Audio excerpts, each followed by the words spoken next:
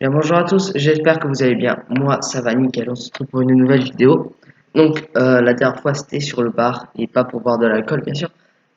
Donc, une fois, j'avais fait une vidéo où j'avais raconté un peu les anecdotes de plongée que j'avais eues avec mon père. Et j'ai refait de la plongée et tout. Du coup, on a attrapé deux autres poissons.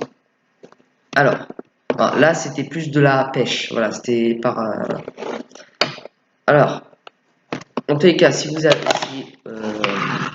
aimez la vidéo, n'hésitez pas à vous abonner, à partager, c'est très important, et à mettre des pouces bleus. Ça va m'aider beaucoup.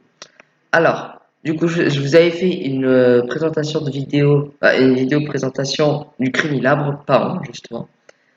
Et là, il se peut que mon père ait attrapé un beau spécimen. Donc, je vais vous le montrer. Alors, ah, alors voilà, il est comme ça. Donc, franchement, il est beau.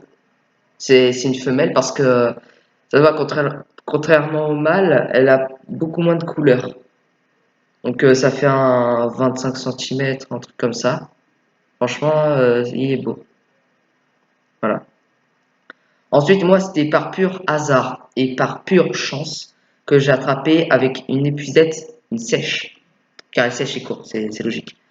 Je vais vous montrer. J'espère qu'elle n'a pas craché l'encre, même si elle est morte. Donc voilà. Alors, à quoi ressemble une sèche? Voilà. Alors, déjà, ça a des tentacules, comme vous pouvez le voir, hein. Hein. Ici, au niveau des siphons, ici, là, dans les angles des deux côtés, en fait, il y a une poche d'encre qui garde. Et en fait, pour se protéger des attaques de leurs prédateurs, ils envoient de l'encre pour s'enfuir et se cacher. Donc voilà, c'est très... oui. Ensuite, il y a le long tentacule pour attraper de loin les proies. Et pour s'accrocher justement aux ventouses, il y a des mini-dents qui s'activent et du coup ça s'accroche. Et c'est comme ça que... Attendez, je vais vous montrer si ça veut bien. Ah non, ça veut pas. Dommage. D'ailleurs, je sais pas si vous savez, mais hein, les poulpes et les sèches, que tous ceux qui ont, tous les animaux justement qui ont des tentacules, et ou qui ont du cartilage et tout ça, ils ont un bec. C'est-à-dire que, bon, moi j'ai pas trop envie d'y toucher parce que c'est pas là quoi. Et c'est qu'en fait, au milieu de tous leurs tentacules, il y a un bec. Et si ça vous mord, bon, ça va pas vous couper un doigt, mais ça fait mal. Ça fait assez mal, je pense. Attendez, je vais me laver les mains.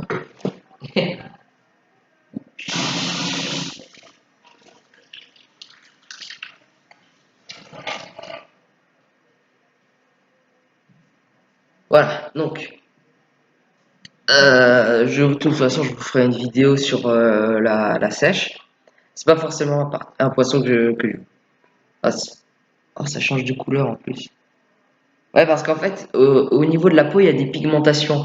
Et du coup, selon dans le décor où il se camoufle. Et du je vais vous raconter comment ça s'est passé. Comment j'ai trouvé. C'est qu'en fait, j'étais en train de faire un petit habitat pour les poissons. Pour les petites oblades, les petits sards et les petits pageaux. Enfin, les petits pageaux, ils faisaient à peine 1 centimètre, quoi. Et, euh, et à un moment, il y a mon père avec un homme qui vient, et d'un côté, on était en train de parler, et de coin de l'œil, j'ai cru voir un espèce de bout de bois avancer vers mon pied, un peu avec du sable dessus. Et j'ai remarqué que c'était une sèche. Et à un moment, j'ai dit à mon père, va chercher un truc pour essayer de la distraire. Et du coup, il a pris la canne à pêche avec un leurre et un crabe attaché dessus. Du coup, ça l'a distrayé. Je savais pas trop si ça l'a distraire en fait. Mais après, mon père il m'a donné l'épuisette. Ensuite, pour la technique, pour attraper une sèche à l'épuisette, vous mettez l'épuisette à plat au-dessus, vraiment très discret, doucement. Et après, petit à petit, vous le mettez sur sa tête et ensuite sur le reste du corps. Et après, vous prenez vous fermez comment ça s'appelle? Le, espèce de, les mailles de l'épuisette. Et après, vous la retournez. Et il faut attendre normalement parce que à ces siphons, c'est comme ça qu'ils se projettent très vite. Parce qu'en fait, c'est grâce à ça qu'ils projettent l'encre. Et euh, il faut éviter, enfin, faut attendre qu'elle se débarrasse de l'encre, sauf que elle a fait plein de fois l'éjection de l'air ou de l'eau de ces siphons, sauf que ça n'a pas jeté l'encre. Donc, quand ma mère va les vider, il y aura de l'encre un peu partout, mais bon, ça part. Ouais. Du coup, ça bouge. C'est assez marrant quand même, hein. Je sais pas si vous pouvez voir à la caméra, attendez. Alors, il y a toujours les pigmentations. Ouais, regardez. Je sais pas si vous voyez. Ouais. Et après, ça, c'est pas comme les caméléons où ça va se transformer, où ça va devenir vert, bleu, tout ça. C'est juste que ça reste dans la couleur de son environnement, c'est-à-dire marron, gris, truc comme ça. Voilà. Bon, dans tous les cas, voilà. Bon, dans tous les cas, j'espère que cette vidéo vous aura plu. Et n'hésitez pas à faire ce que j'ai dit en début de vidéo. Sinon, je vous hagle. Non, je rigole. Bon, ciao tout le monde.